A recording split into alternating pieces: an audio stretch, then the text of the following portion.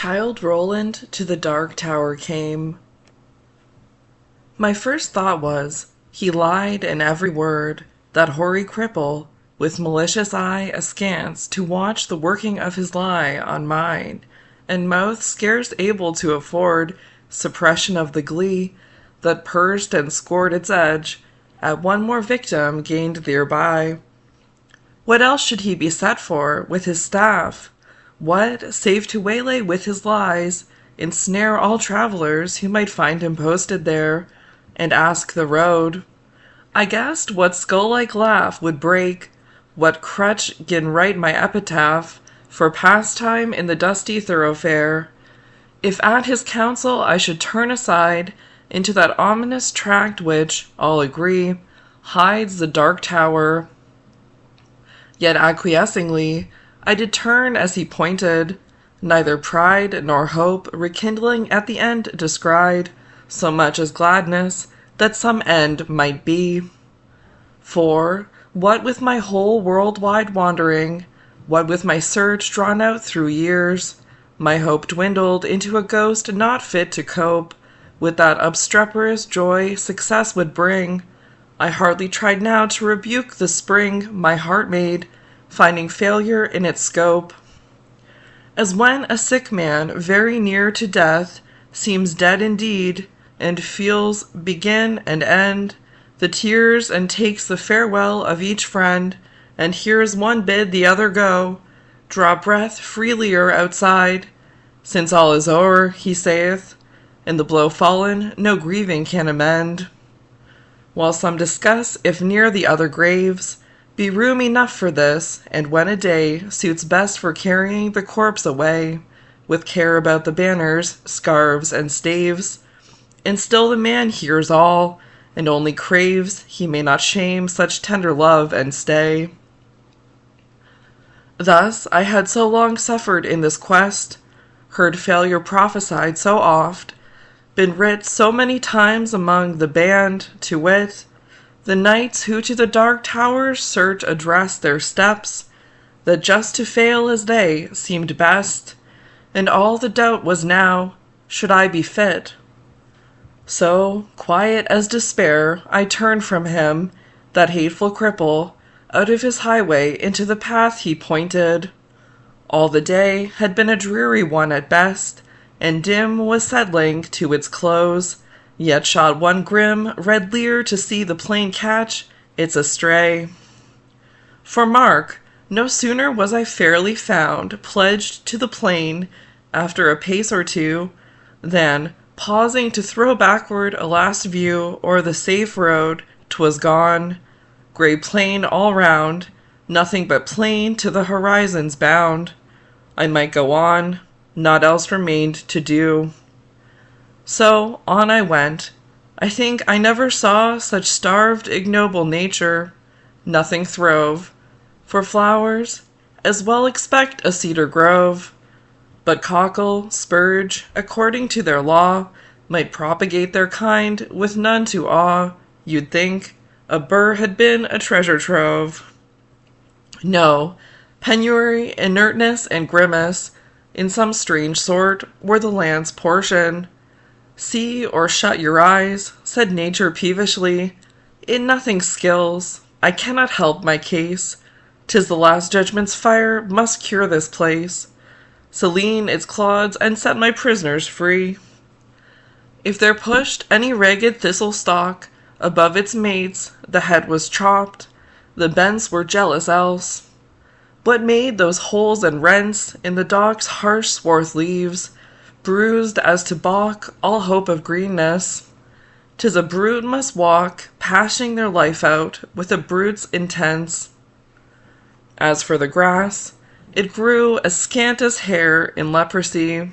Thin dry blades pricked the mud, which underneath looked kneaded up with blood. One stiff blind horse, his every bone a stare, stood stupefied, however he came there, thrust out past service from the devil's stud.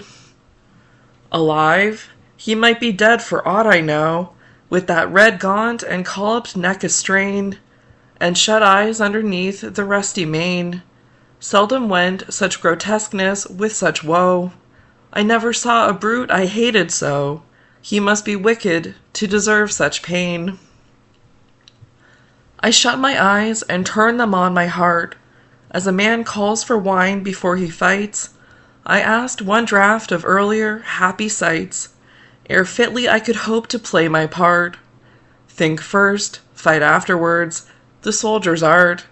One taste of the old time sets all to rights. Not it. I fancied Cuthbert's reddening face beneath its garniture of curly gold. Dear fellow, till I almost felt him fold an arm in mine to fix me to the place, that way he used.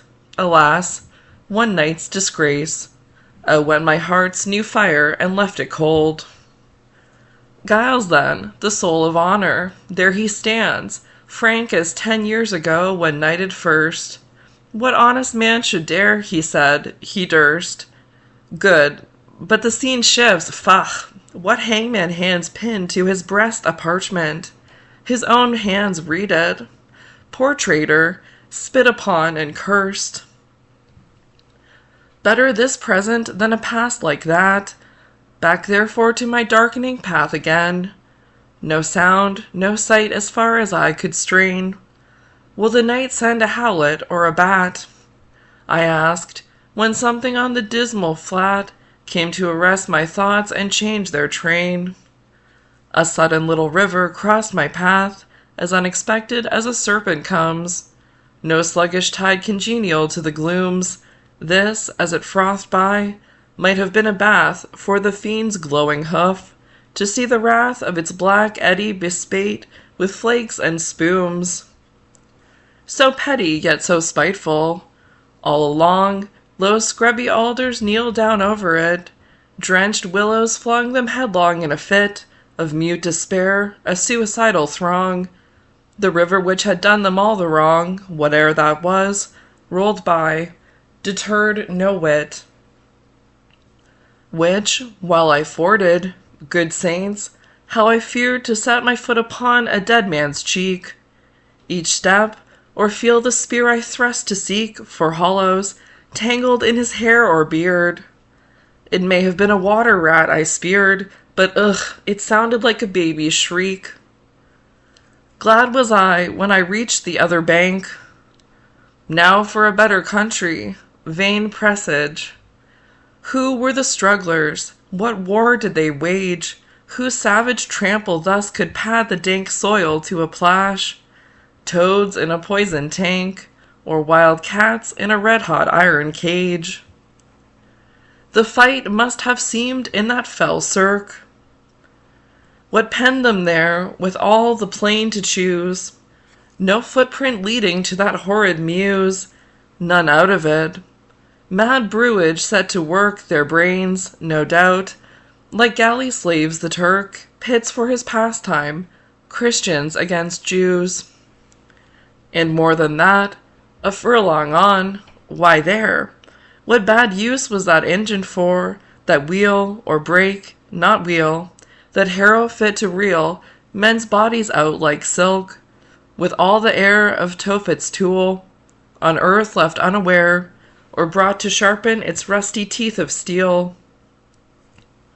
Then came a bed of stubbed ground, once a wood, next a marsh, it would seem, and now mere earth, desperate and done with.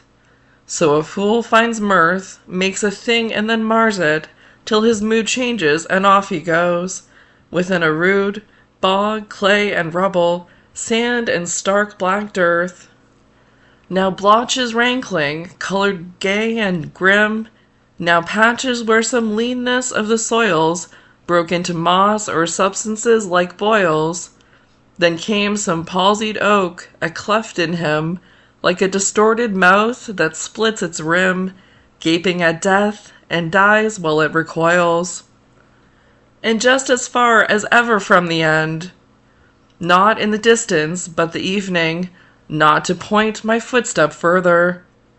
At the thought, a great black bird, Apollyon's bosom friend, sailed past, nor beat his wide wing dragon-penned, that brushed my cap, perchance the guide I sought. For looking up, aware I somehow grew, spite of the dusk, the plain had given place all round to mountains, with such name to grace, mere ugly heights, and heaps now stolen in view.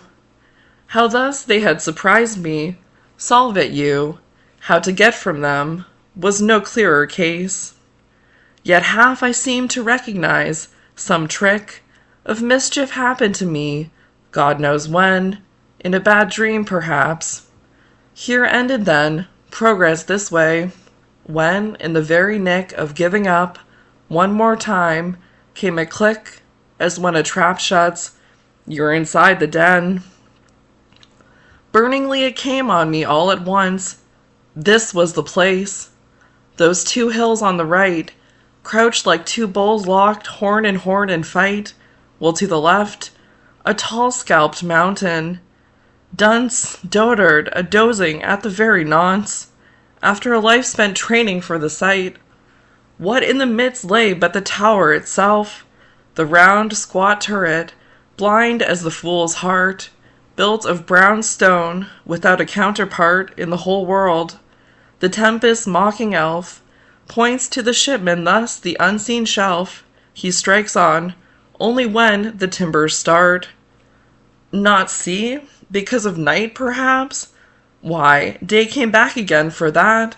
Before it left, the dying sunset kindled through a cleft. The hills, like giants at a hunting, lay, chin upon hand, to see the game at bay. Now stab and end the creature, to the heft. Not here? When noise was everywhere. It tolled, increasing like a bell, names in my ears of all the lost adventurers, my peers. How such a one was strong, and such was bold, and such was fortunate, yet each of old, lost, one moment knelled the woe of years. There they stood, ranged along the hillsides, met to view the last of me, a living frame for one more picture. In a sheet of flame I saw them, and I knew them all. And yet dauntless, the slughorn to my lips I set, and blew. Childe Roland to the dark tower came.